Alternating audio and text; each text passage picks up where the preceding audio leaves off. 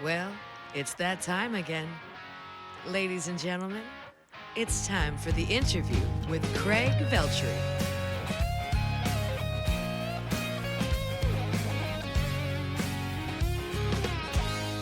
Thank you, Megan Pennington, and welcome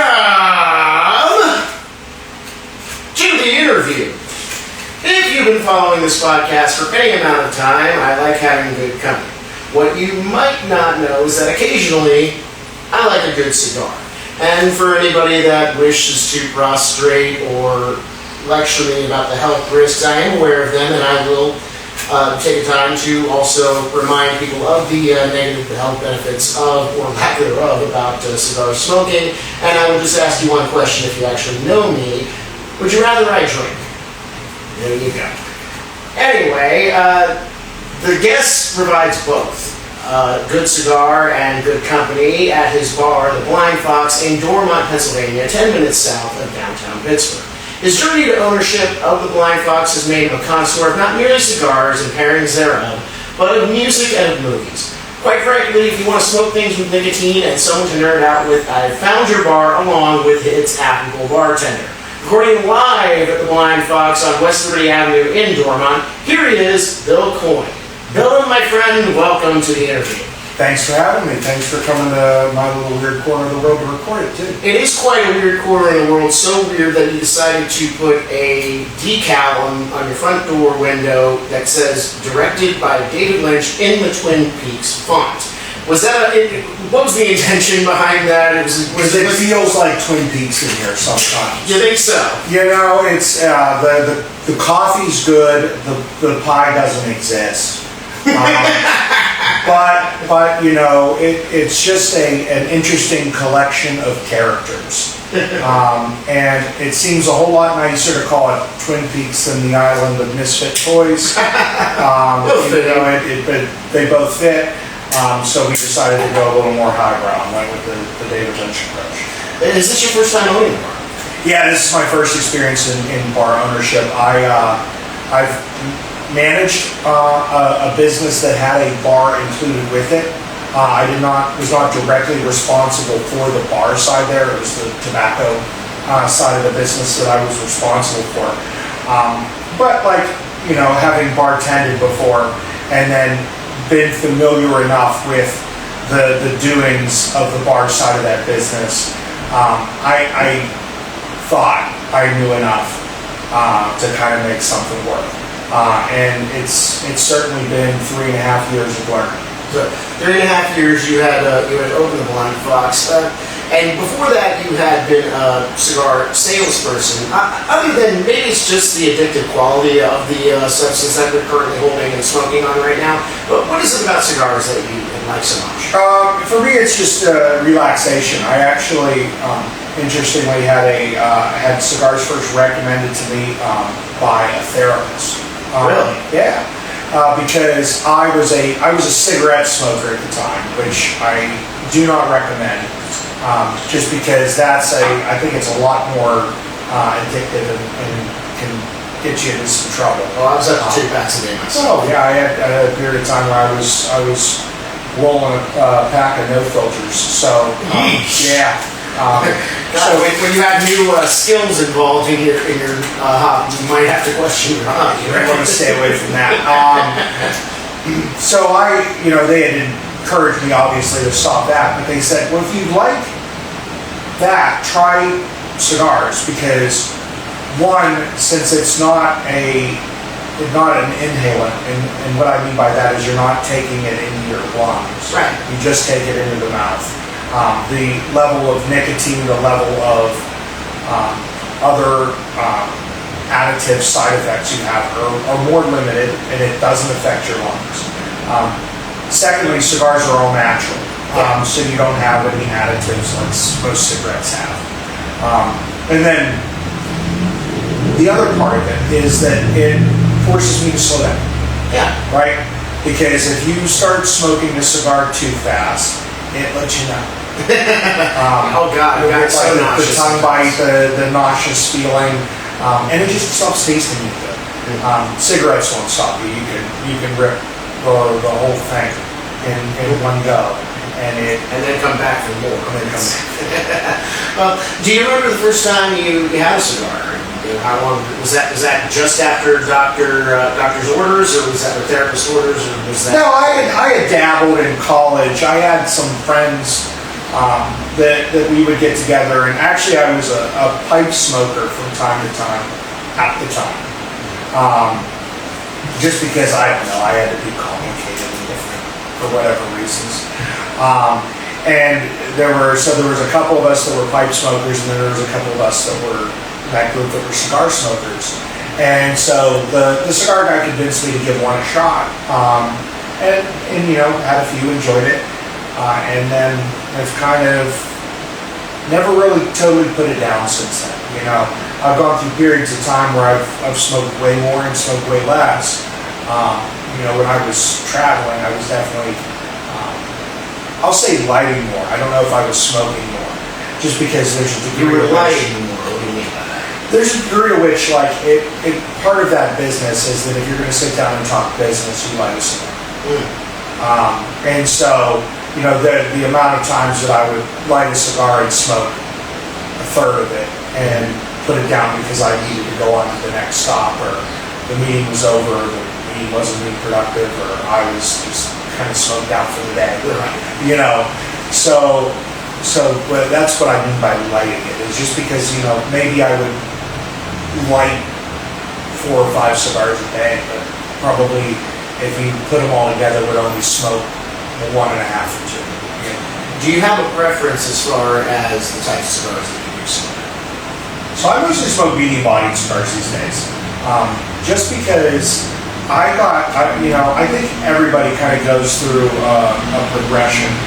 Is they usually start smoking with stuff like acids from Drew Estate, or Baccarat, the artificially sort of sweetened cigars. Now they're not flavored in the sense of their backwoods or When I first was switching sweets. Yeah, White Owl, that kind of stuff. So I think a lot of people start with cigars with that sort of stuff. And then, so I started there too, but immediately. And I think part of it is just from being a previous tobacco user. And then after that, it started, with milder Connecticut wrapper cigars. And then progressed all the way to the fullest, strongest stuff that I can get my hands on. And after a while, I just kind of burned out on that and started finding that for me, there is flavor in cigars, and a lot of that stronger stuff. To me, it was more primarily one overpowering note. While in more medium-bodied stuff, I could get a little wider taste experience. And that wealth of knowledge was coming through. You traveled internationally obviously to sample right from the source. What would you say was your favorite?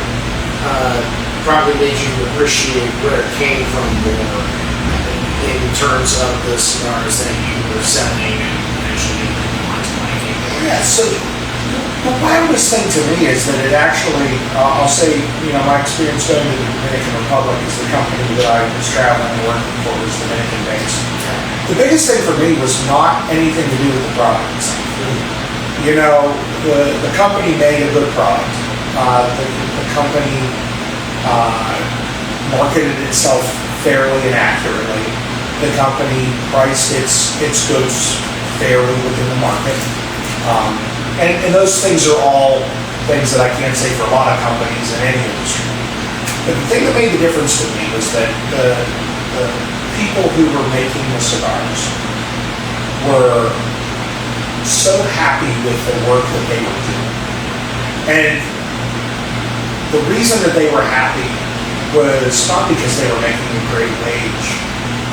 They were making a fair wage. I think tobacco is kind of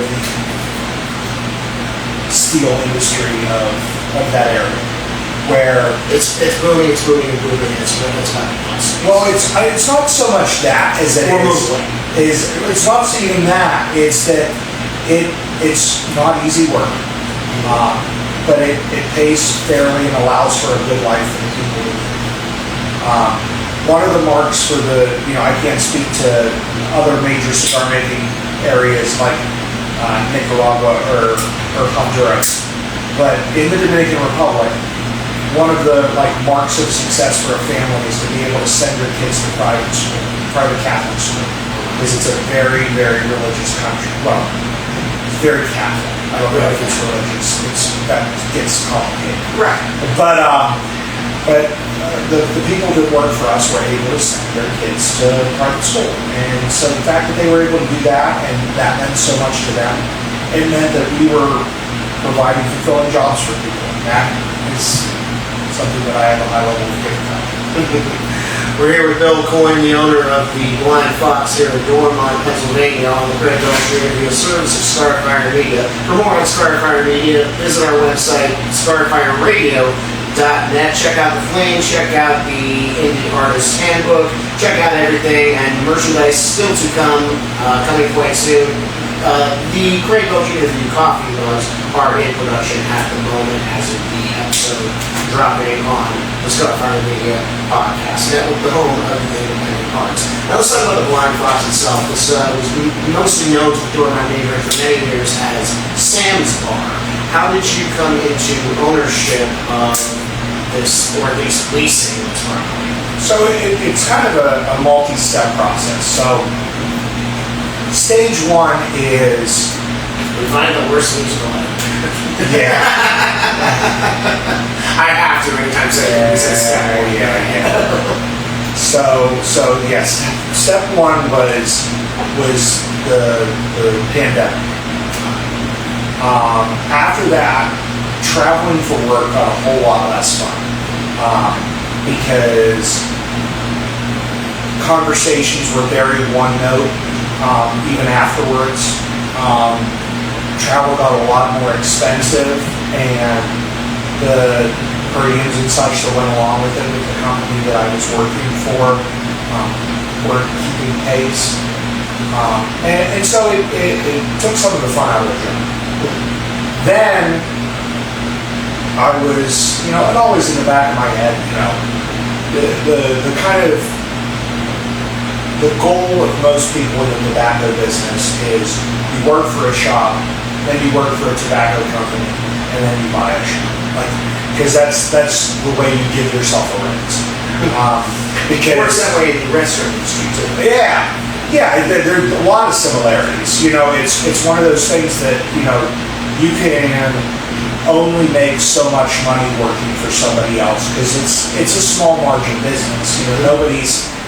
The joke in the industry is the best way to make $1 million in the cigar business is to start out with tech. Or in the music business, to make $2 million, you spend $1 million. Yeah. So it's not that the company wasn't paying me as well as they could. It's just a matter of I got to the point where I felt like I had reached the kind of professional development goals that I had there, and then I needed to either find a management position with another company, or I needed to start thinking about taking the jump and opening my own shop. Now, I was definitely looking more on the management or job with a larger scale company sort of side of things, until I have some neighbors nearby that we used to have a habit of having a couple of age-appropriate beverages and pizza on their porch, and we may have hit the sauce a little hard that day. And we came, and they were like, I was complaining about the kind of travel, not the company as much as just the travel itself. And they're like, what do you want to do? And I was like, I want to open a cigar bar, or a cigar shop. And they're like, well, how are you going to do that? And I go, no way, because I don't have enough money. I would need to find a bar and a partner. Because if I found a bar, I know I can make money. And they said, then, okay, where are you going to open it? Well, I live in Dormont. I might as well open it in Dormont. And are you native to Dormont? Is that No, I grew up in Munhall, which is kind of the other side of Pittsburgh. I know it well. We got some friends on the podcast network. Lucky us, Ryan Baker and Zach Miller, were actually from and produced their show in Munhall. Yeah. Yeah, so it's just the other side of the city, but local enough. I ended up here because of transit to the city. But anyway, great transit to the city. So we walk and we're discussing all of those complaints, and they're like, okay, well, you're going to put it in Dormont. Where are you going to put it? What bar are you going to put it? I said, well, there's that place up there called Sam's Bar. It seems like it's closed a lot. Maybe they're looking to sell. And so they just said, why don't we go find out? And we got up off the porch, walked from where we were up here, ordered another round of beers, and I said, hey, is this place for sale? Just to the bartender out of nowhere. And she told me, actually, the person who owns it has been considering selling. I left her my business card, and fortunately for me and my financial status, she wanted to sell everything. She wanted to sell the building, which has a couple of apartments and another small commercial space aside from the bar, as well as the bar. And so I have a friend who's in real estate. I said, hey, I think this looks like a good investment, and you'll have a guaranteed good tenant. And he came out and took a look at it, and everything kind of made sense. And so we started the process of purchase in early 2021, probably March or April. And the Blind Fox, because of some requirements about how the state does liquor licensing, had its first day open on the last possible day it could have opened without some more complications on December 23rd. Oh, gee, just in time for the holidays. And so, that's where the adventure started, and it's been interesting ever since. Now, I know the Blind Fox has a family connotation, but why is the fox blind? So the Blind Fox is because there's an old thing that was used during Prohibition, where they would hide speakeasies like circus sideshows. Yeah. So the big one you would see was the blind pig. And so they would say, hey, come see the amazing blind pig, 10 cents. You pay 10 cents and you go in, and there'd be a pig that they either blindfolded or done something worse to make it blind, because, people are... Yeah. And my mother's maiden name is in fact Carney. Oh, no. So yeah, they would pay their 10 cents to go in and see the blind pig, but in reality, it was just a gin mill, And so that between fusing the family name, my mom's maiden name, my middle name, and that kind of old school gin mill sort of thing is how I put the name. Is that to say that gin is your preference in hard liquor, or do you pair your cigars? No, not necessarily. I am an equal opportunity offender, I guess, in that regards. For me, it was more that I was looking to differentiate this bar from some of the other bars in the neighborhood, because we have, Dormont has a collection of good bars in the area, and they probably my favorite. There's a lot of other types of bars represented. What wasn't represented was kind of the cocktail bar, and so that was, while what has come from it has not necessarily been a cocktail forward sort of establishment, though we do sell a lot in the way of old fashions, espresso martinis, that sort of thing. But the point was, we have the sort of bar restaurant. We used to have this sort of younger kids, fruity shot sort of place. We have the place where everybody's been hanging out since forever and they'll never leave. Yeah. So it was just a matter of I was trying to put together a bar that was for young adults, because I didn't think that was the age group that was represented. So it's Do I mind when a 21, 22-year-old walks through the door? Absolutely not. I'm a man of the people. But at the end of the day, like my kind of target was almost my own age group. Was kind of the like over 30 crowd that like doesn't want to walk into a place with bumping music and be kind of asses to ankles with everybody that they're around. They want to be able to come in, have a seat, kind of be left alone if they want to, maybe strike up a conversation with the person next to them. Exactly. But it's not the sort of like nightclubby, volume bar sort of experience. It's more of a classic, you got off from a long day of work, you want to have a couple of cocktails before you call it a night or unwind after the day or whatever. That vision is something that I've seen quite a bit, and often is honestly the reason that I do keep coming back. Not just merely because my favorite cigar is becoming the Bourbon Time Maduros that you and while I'm on the subject of it, we'll get back to just the ambiance that you do. But you mentioned that you wanted to open a cigar box. You are, in fact, a self-professed video game nerd. So you named a cigar line after a popular arcade game. Now, do you make these cigars, and why did you settle on Burger? So it's actually a kind of a simple story. So these cigars are actually made for me in Nicaragua, and the person who owns that company, her name is Karen Berger, Berger. And she makes several lines, but she does some private label stuff also, and she makes a private label for me that I named Burger Time, just because it kind of it seemed like kismet, right? Her last name, my nerdiness, this all works together. And so, with my private label stuff, like, I don't have no aspirations of like making the next great cigar. My thing with my private label stuff is that I wanna be able to offer a good value experience. Because it's true in the cigar business as it is with any other business, is marketing sells, but marketing costs.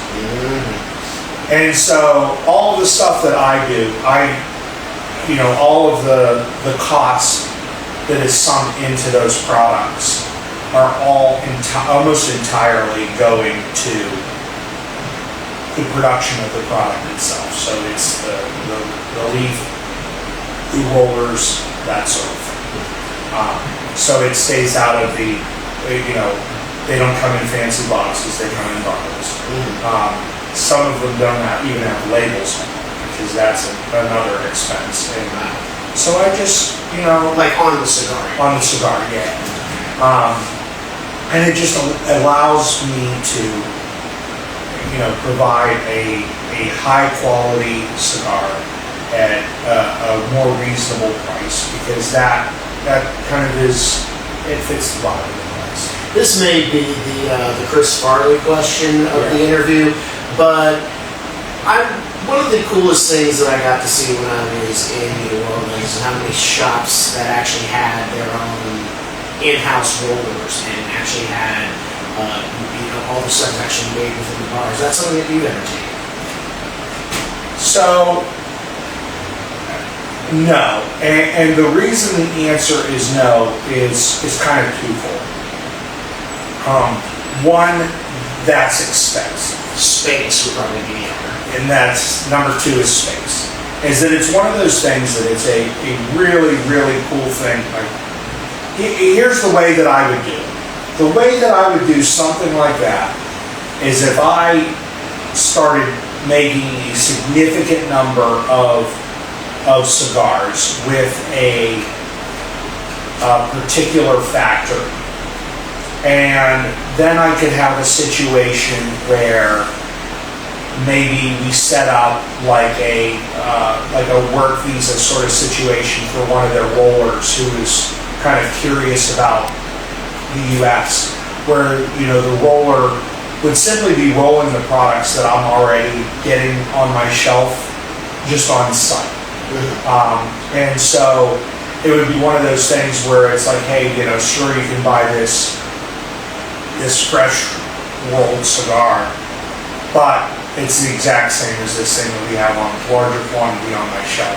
Because I think the thing that a lot of people have a misconception about with cigars is that fresh is necessarily a good thing. Because fresh can be good. So there's a guy who he used to work for Milwaukee Patel, and he's somebody else now, I'm not going to recall, but his name is Hamlet. And he will do rolling events, and he will roll cigars on site. And what he always tells everybody when he rolls a cigar on site is he goes, smoke this today or tomorrow, or don't smoke it for 30 days.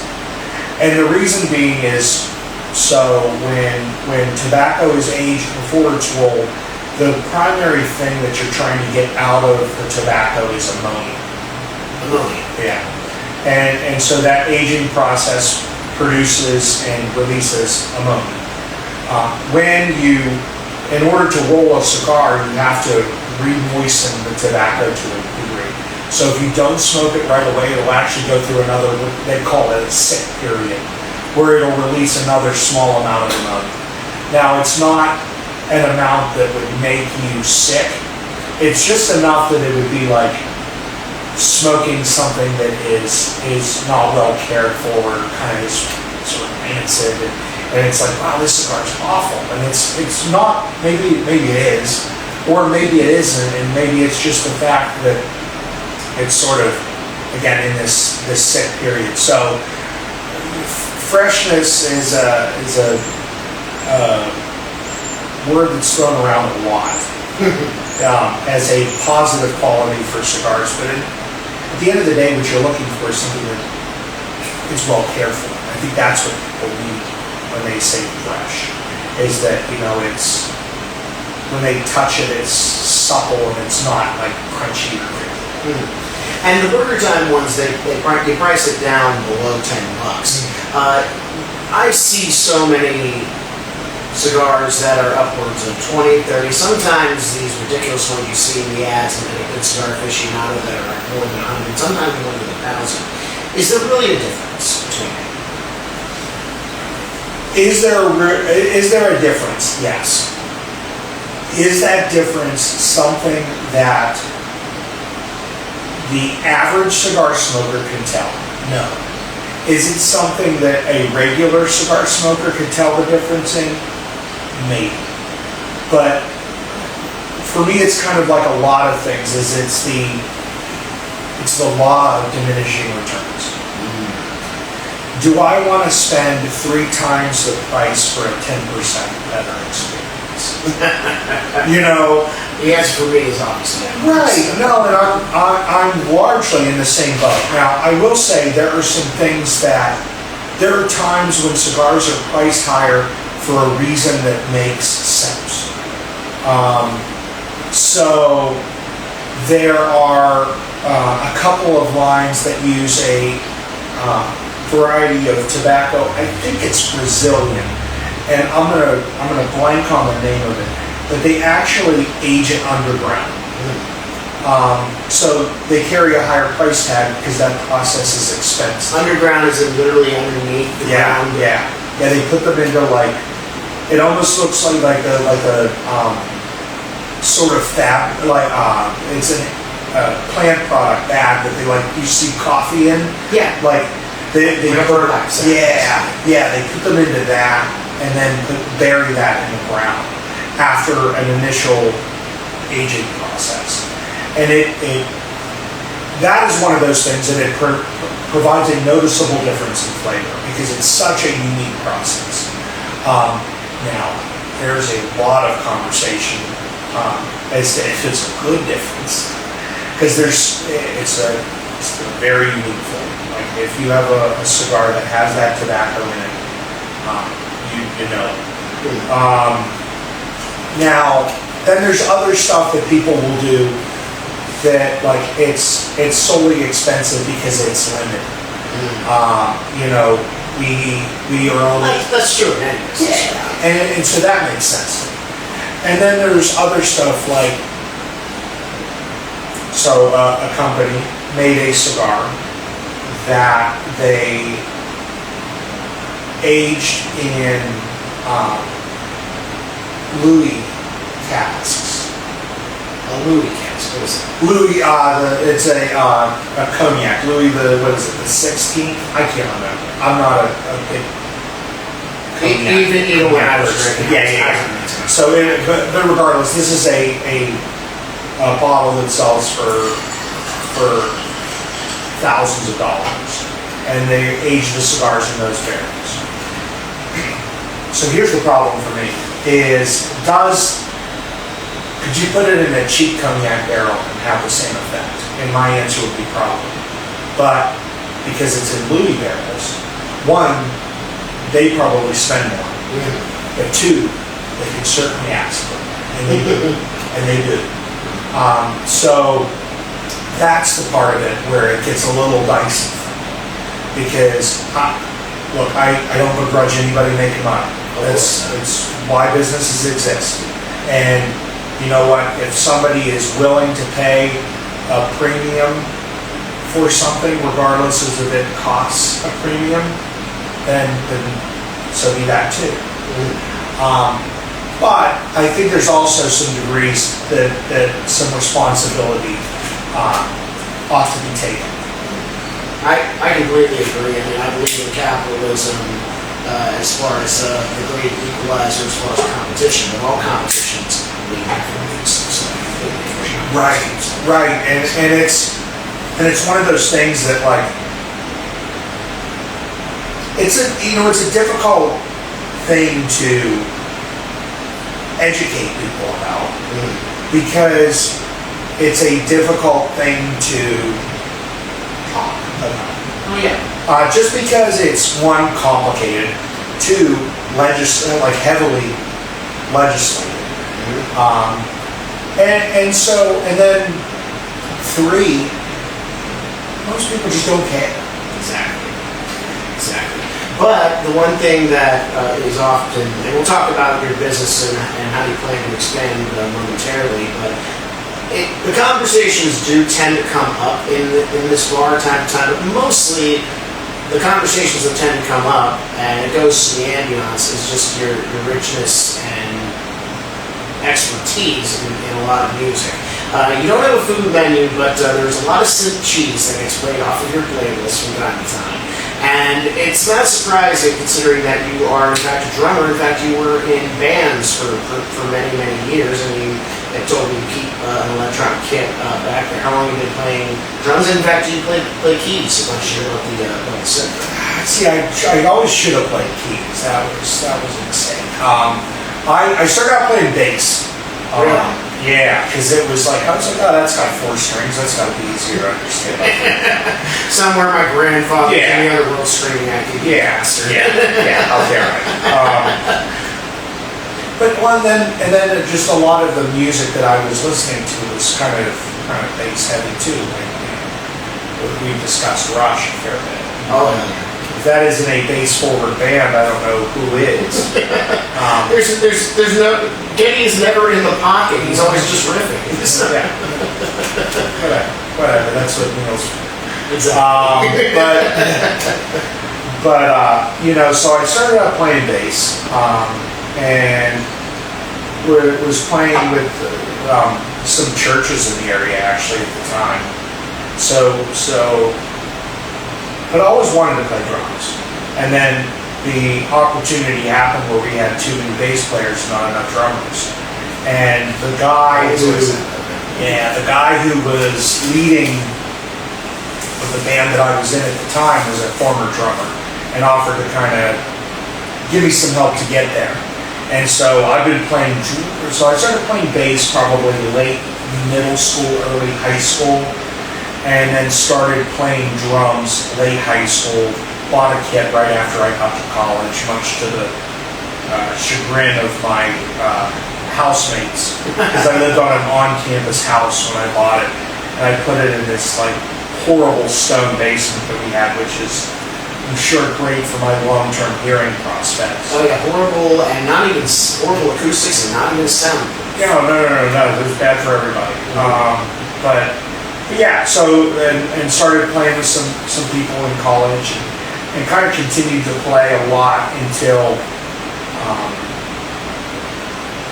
probably until I took the traveling sales gig, just because my schedule being out of town Monday through Friday, 3 weeks out of the month, or at least 2 weeks out of the month.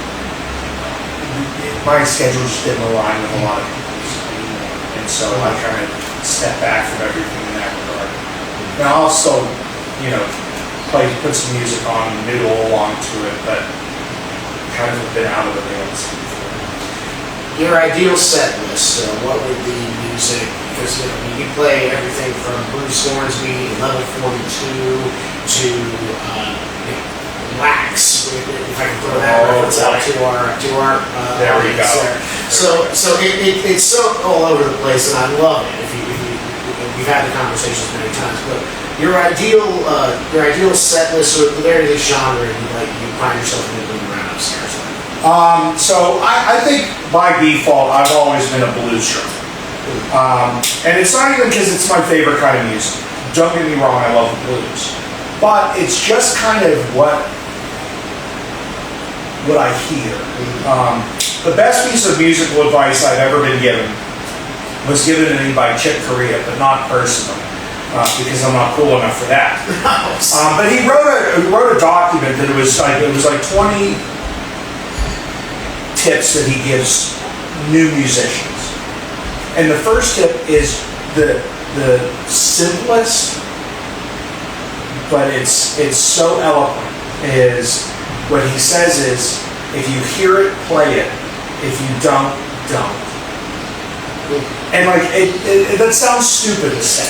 It almost reminds me of something that Dusty Rhodes used to advise anybody who was trying to do stuff that was outside of their lane during matches, because he was a booker, he was a matchmaker in wrestling. He would say, "Do not do shit that you do not know how to do." So and it's so for me, it's as I said, like the way I put it is I hear the blues, and so it's always has come along easy for me to play the blues. Also, some of it just has to do with sort of where my own personal limitations, either because of not practicing enough, or just my general capabilities, is that speed has never been my thing. It's always been feel. So the guys that who I would listen to and I would try to take pointers from were never the speedsters. It was never the I think of things like listening to Sugar, or listening to now I'm speaking personally. Now I'm saying Painkiller by Judas Priest. I love that song. It's yeah, I do too. But it's this is cool. I appreciate what this drummer's doing. I can't do that. Now, if I practiced, I probably could. But I don't know if I want to invest my practice in that. And even then, they were doing that later in their career just to show that they could hang, I think. But that was the entirety of the Painkiller record from Priest, and they did quite well. Yeah, but so for me, it's always been guys like the drummers that I sort of want to emulate and to have my playing kind of sound like is Bill Bruford has always been kind of the number one for me, and then I don't think anybody. I think that the two guys when it comes to playing with feel, you don't get any better than Steve Gadd and Bernard Purdy. Just because they have a really, really strong sense of who they are as players, but then they also have a really, really strong sense of the music. And so when you take those two things and you put it together, I think that is kind of the secret sauce.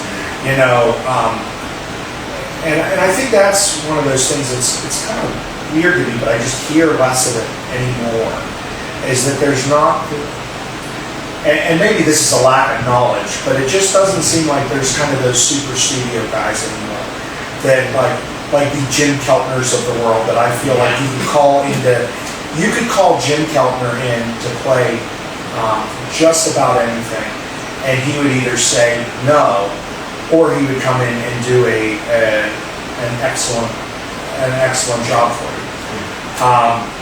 And so, you know, when it comes to those sorts of things and my kind of personal playing, it's always been that. It's that I'm going to take my time and my practice and my efforts to get better, and getting better at the things that I'm already good at, instead of trying to develop skills that I don't have and don't necessarily know what I would do with them if I did. Because sure I could throw a double bass onto there and onto my kit and practice it and probably be able to play it serviceably. But nobody wants to hear, something like, B.B. King with a double bass pedal, which doesn't work. BB didn't want to hear B.B. that. didn't want it. BB don't want it. Do you have? I have a song in my set that I often pull out, and I say it is my favorite song to play because it's something different from what I usually do, and it kind of just lets me know how my joints are doing and how my mind's connecting to my hands. And that song is "Babylon" by David Gray. Yeah. And so I love doing that just kind of as a system check sometimes. Do you have a song like that for your drum? Yeah, that's interesting. I love that. I never thought about it that way. Like there's definitely a couple that, like, if I can sit down and it just kind of like this sort of stuff just sort of flows out of me. Like it's like, okay, we're gonna have a good day today. Like like I'm on. Like the stuff that kind of jumps out to me sort of right off the bat in that regard is it's a band or a song that I used to play with a band. Is Ants Marching by Dave Matthews Band is one. Great. That's like I just know. That's another one I call a system check for. I just know every beat of that song. Like, and if I'm hitting it, I'm hitting it, and if I'm not, like boy do I know it, because I just know the song so well. Then there's something like I think it's called "I'm Gonna Make You Love Me" by the Jayhawks. I'm gonna make you love me. That one? I'm gonna try to. Yeah. And it's just because it's like a super just like. I think that was Temptations' Diana Ross too, right? Oh, you know what? I don't know. Well, the Jayhawks version. But it's just like it's just like this very just like kind of straightforward sort of like, Jim Keltner, Jim Gordon, like one of those guys that just goes in and it's like, I'm gonna play 4/4 and it's gonna and and it's just like a kind of just a super serviceable rock song in that sense, and so it's kind of the check from that regard. And then if I want to find out if my left hand's working, it's Kid Charlemagne. Just because that, like, it's like, can I shuffle today? Now are you left or right-handed? So I'm right-handed. So the right hand would be your right hand's on the hi-hat, and then the left hand's on the snare, and it's a matter of, is my rebound control working that I can play a shuffle, or is it just am I playing like a Cro-Magnon today? We'll get to the No King questionnaire in just a second, but as far as the Blind Fox is concerned, any business, the goal of it in a capitalist theory is to expand said business. So what does that look like from where you sit here? Yeah, the biggest thing for me is just I have no aspirations of owning a large business. I don't like because it kind of goes against a lot of the things that I feel that good businesses do. It's just like a personal touch, right? Like to me, you don't want too many hands on yourself. Well, there's that, and then like so neither do my customers. They like walking in and knowing who they're going to see, both in terms of other guests and in terms of employees. Because I think that's, look, everything that I sell is available cheaper other ways. You can go online and you can probably buy the cigars cheaper than I sell them at from time to time. Not necessarily all the time, but time to time. And you can certainly get comparable cheaper products on them. There's a liquor store a block away from the bar. If you just want to drink, you can get it cheaper there. There's a beer store about a block away. If you just want to drink beer, you can get it cheaper there. So, in all of those things, it means that I have to offer something better. And so for me, it's a matter of customer service. And that's why service business exists. And it's something that I think retail business has lost sight of. Because I've been in it for 10 years, I would agree. well, like I walked into an electronics store a couple of weeks ago looking for a specific product that they said on their website they had, and they didn't have it because with certain things I want to see it. Yeah. And they said no, but we can order it for you online. And I was like, well, I can do that at home cheaper. Like, what are we doing? So my thing has always been, if the Blind Fox were, well, step one is to buy I have a partner in the building, that step one would be to buy it. And then step two, for me, has always been to either add a larger scale tobacco offering to the space, or to put an outside area, a deck of some sort onto the space.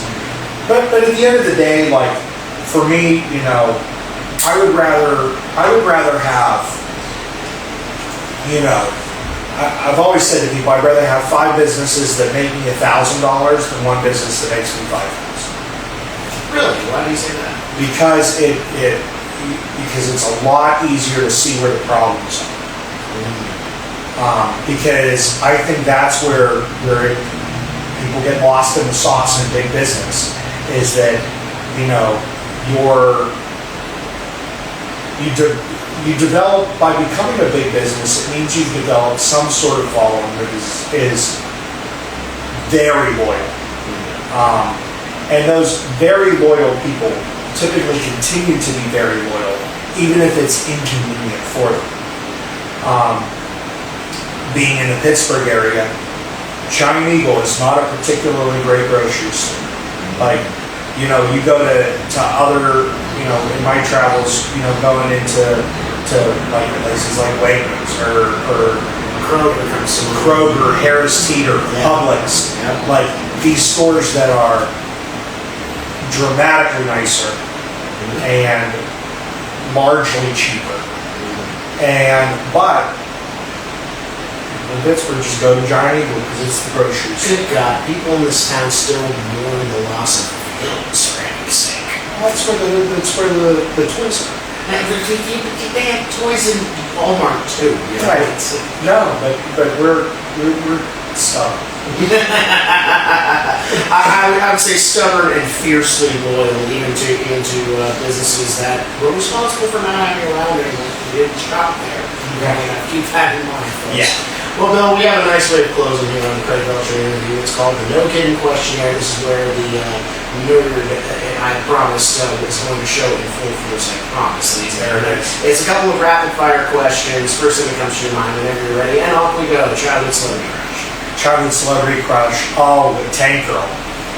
Tank Girl. Wow. Yeah. What? Oh gosh. I see. Blanked on her name, and it's so bad. She was in Free Willy.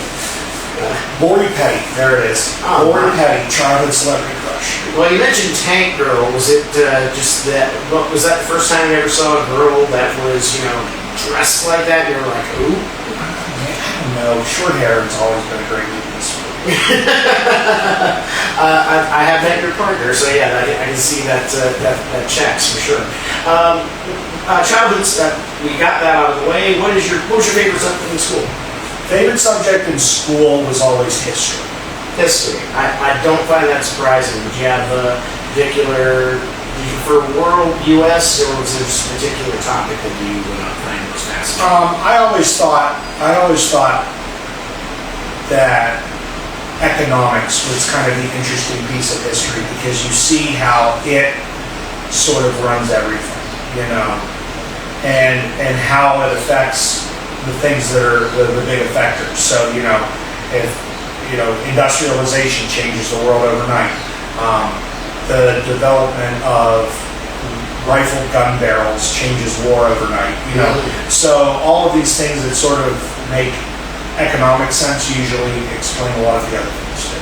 It's true, the golden rule, otherwise the gold makes the rules. What occupation other than your own would you like to attempt? I have always liked the idea of spending more time in the banking industry. Really?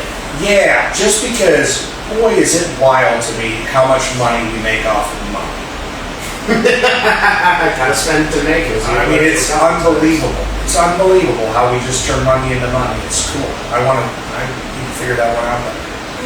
This town, though it's not as strong as a lot of it, weakening as over the years, but there's still a strong financial presence in the city for sure, so there's opportunity, I'm sure. On the other side of the coin, Mr. Coyne, what job, I don't care how many bags of money, whatever denomination or material have been handed to you, what job would you never want to attempt? And yes, it can be a job that you have already done. I will never, ever, ever work in the healthcare industry.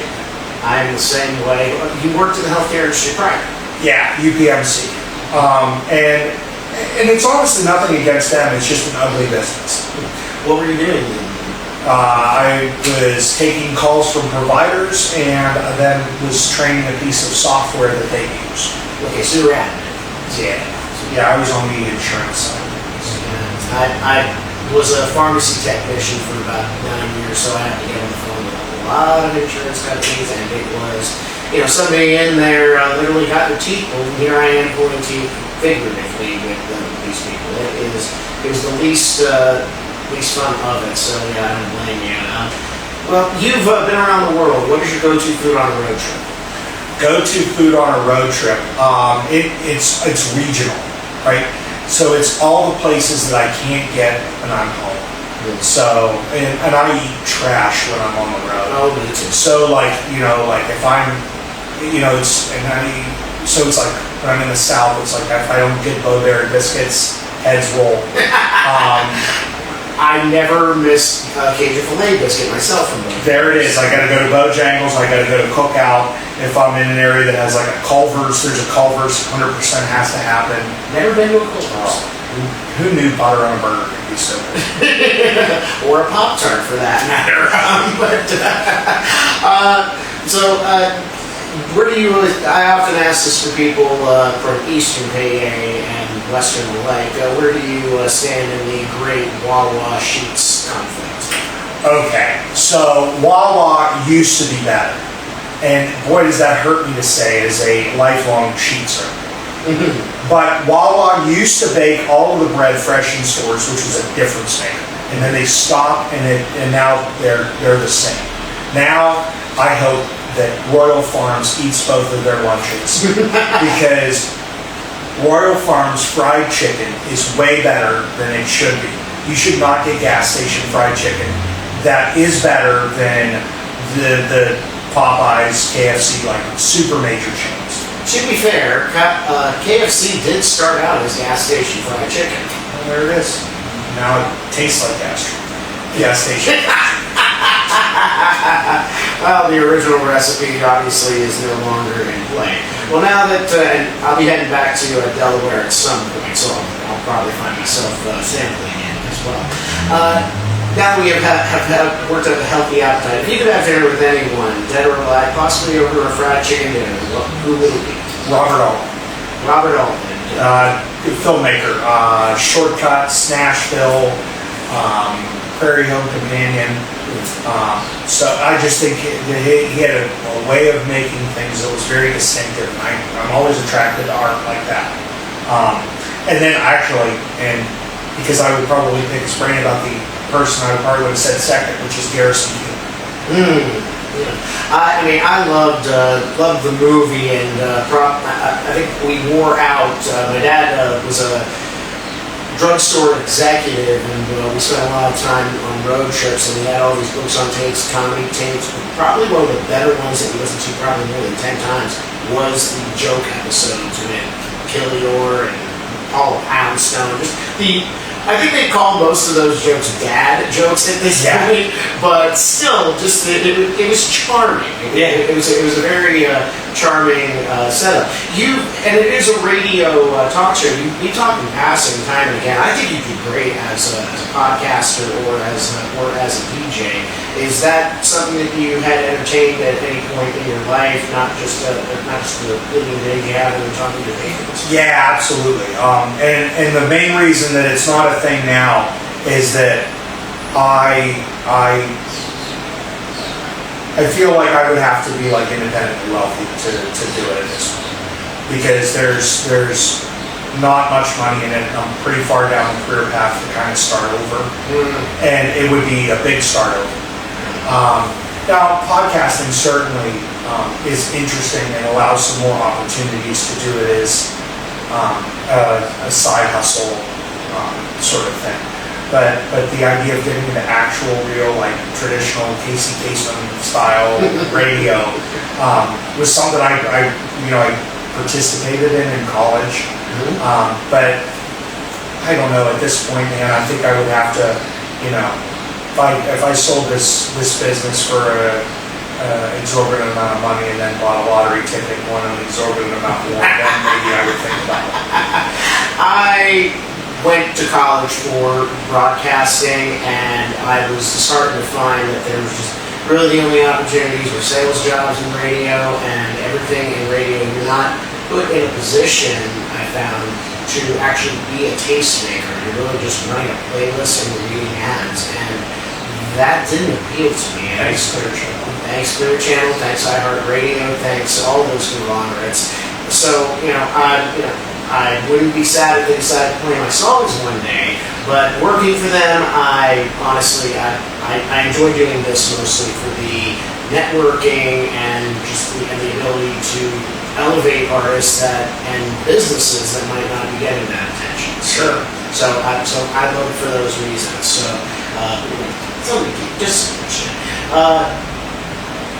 I know that this next question is probably going to be a mile long, but if there is only one, what is your biggest pet peeve? Oh, yeah. My biggest pet peeve is when people complain about a situation in their life that they have the power to solve and the will to solve, but do not put the energy into solving. Like people that have like actual struggles, I mean, you've talked about on this podcast before, sure, your decision to stop drinking. Yeah. Like that's a totally different thing. Like that's something that for some people it takes a village, right? But it's, like, I need to get into better shape, Okay, great. And, we have a lot of access to gyms in this particular area. There's, it's a pretty walkable neighborhood. A lot of hills. They don't work a crazy schedule that means that, working out's a difficult thing to fit in on top of everything. And, they're complaining about how they, need to get into better shape while they have an entire pizza city. and it's like, okay, like, all I ever ask from anybody is to own it. Exactly. Well, I will say this. I would disagree that as somebody who has gotten sober, it really is the same thing. It's a matter of getting honest with yourself and your situation. But I completely agree on this. I signed RSVP no the day that I filed for divorce. So I as much as I live a life, work a program, if you will, that puts me in the solution at all times. So anytime somebody, be it here or anywhere else, and if they're just sitting and woe is me, it's like, okay, you have fun. I'll be here when you're ready to roll with the changes. Yeah. So, last question of the questionnaire. You already gave some advice secondhand, so perhaps firsthand, what is the best advice that anyone has ever given you? The best advice that anyone has ever given me is to do it. I think I grew up in a household of planners. My mom is very much a planner. Everything is, very organized. Everything is very detailed and thought out, and they're not opposed to taking risks or making big moves or taking chances, but it's not without a lot of thought. And it's always with this is a risk with a minimal chance of backfire. I remember I nearly killed my mother when I told her I was opening this business because of an answer that I gave her to a question.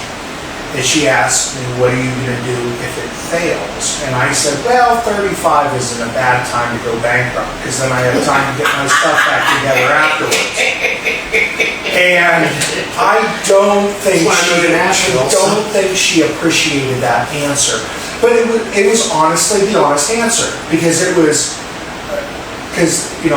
I kind of said earlier, like this place happened a little sooner than I would have chosen for it to happen. But it was one of those sort of stars aligned situations where this is an opportunity that exists right now. If I do not take this opportunity right now, it is not going to exist when it's convenient for me 2 or 3 more years down the road. So either I've got to do this now, or there's a possibility 3 years down the road when I'm ready for it, there's not going to be another opportunity like this to exist. And so for me, it's always, kind of going back to some of the conversation after the last question, I have a high level of self-awareness, sometimes too much. Oh, me too. I have a deep ownership of the decisions that I make, good or bad. But what I will say, what all that means is that I find myself now largely surrounded by people that if they may not agree with what I'm doing, but they almost all realize that I don't do many things on a whim. Like I'm not a pants seat flyer buyer. By the way, maybe my next stop. Yeah, there it is. There it is. That's just not my vibe. But I would rather be sitting around my friends upset because I tried something that didn't work out than sitting around my friends upset because I didn't try something. I could not look myself in the mirror. There are so many things that I've done in my music career. The fact that I did them, I don't regret doing them. I wish a lot of those things had worked out a little bit better. But at least I put it out there, and at least I can walk away in about 5 years from now, and a lot of those things I can look back on and just like, okay, well, I'm better than that back then. So at the very least, I can move on and building something, some tangible. And we got something around here that you can see and you can build upon, which brings me to the part of the program that every guest should enjoy the most. It is time for shameless self-promotion. The Blind Fox is here. When is it open? And where can we find you and the Blind Fox on all the social medias? So the Blind Fox is at 3011 West Liberty Avenue in beautiful Dormont, Pennsylvania. It is beautiful. We are here from 2 p.m. until 2 a.m. Tuesday through Saturday. We are available on all the socials, the Blind Fox Bar on Instagram, the Blind Fox on Facebook, www.blindfoxbar.com is now up and running and available for your perusal. And it's just a matter of, come by, say hey, check us out. We will do our best to give you artists. Well, you have given me some of the best nights in the last 3 years at this place. I mean, anytime that I come in, it's always an enlightening conversation. The clientele you attract are very friendly, very nice, and you never know. It could be the game on, or it could just be the 7th viewing of Clue this week for you on the TV. So we're only open 5 days a week. You watch a little more than 5 times. Twice in one night if we let you get away with it. Bill Coyne, a pleasure as always. Thank you for coming on the Craig Veltri interview. A treat. The Craig Veltri interview, where Craig Veltri interviews wonderful people, is a production of Scarfire Media, the voice of the independent arts. Written and edited by Craig Veltri. Your announcer is Megan Pennington. The opening theme, Shut Up I Love You, written by Trenton Chandler and Craig Veltri, performed by Craig Veltri, produced by Jack Gavin. The closing theme, Shine On, written and performed by Craig Veltri, produced by Brian Cole. Letters to the Defendant limited edition vinyl LP is available now. Send $35 to my Venmo at Craig-Veltri, Zelle at my email, CraigVeltriOfficial@gmail.com, or Cash App, $Craig Veltri. Here's Who's Playing Biloxi Now, musicvideohype.com. Thank you very much for the kind write-up. My music video channel through the Seorsa network on the Roku app. Thank you so much for spinning the video. The Ranch with Randy O'Neill. Thank you again, Randy, for having me on your show and for coming on the Craig Veltri interview last week. Exposed Vocals. Thank you for the exposure. The Chubb Show. Looking forward to reaching out and further talking with this gentleman who put my show on. And I lived in Charlotte for a little while, and apparently that's where the show is based out of. And of course, back in the hometown of Pittsburgh, Pennsylvania, Jazz's Rock and Road Show on Music to the 412. The episode is currently streaming right now on Music to the 412, and we'll talk with the host of Jazz's Rock and Road Show, Jazz Byers, on next week's episode of the Craig Veltri interview. Time now to update the event calendar, because you must know where am at all times. Brought to you in part by Sandpiper Entertainment. Friday, May 30th, Bums Beach Cafe in Myrtle Beach from 4 to 8 p.m. Saturday, May 31st, Black Drum Brewing at Kingston Plantation from 6 to 9 p.m. Sunday, June 1st, Baywatch Resort in North Myrtle Beach from 1 to 4 p.m. And then just added to the calendar as I am recording this, Wednesday, June the 4th, I will be back in Pittsburgh in Mellon Square on Grant Street from 8 to 9:45 a.m. No, that is not a misprint. Mellon Square, 8 a.m. to 9:45 p.m., 8 a.m. to 9:45 p.m. Mellon Square, Wednesday, June the 4th. Thank you again to the Pittsburgh Downtown Partnership for having me back, and I look forward to doing more dates sporadically throughout the summer and through the end of the year. Then back down to Myrtle Beach, Thursday, June the 5th, Tin Roof Myrtle Beach from 6 to 9 p.m. For full dates, go to my brand new website, www.craigveltri.bandzoogle.com. The new domain will switch you over to the brand new website at the beginning of June, but for right now, if you want all the updates, including coming soon, a brand new online store for all things Craig Veltri, visit www.craigveltri.bandzoogle, that's BANDZOOGLE.com. For booking info, including full band in this podcast, as always, email me at CraigVeltriOfficial@gmail.com. You can find the interview on Facebook by searching the Craig Veltri interview, YouTube at Craig Veltri Music, TikTok at Craig Veltri, and you can find me on Instagram, or as my old roommate, the Tommy Thomas, used to call it, Instagirl, at Craig.Veltri. For Bill Coyne, I'm Craig Veltri, and this has been the Craig Veltri interview. With special thanks to the Blind Fox. With that, I'll pass. Shine on!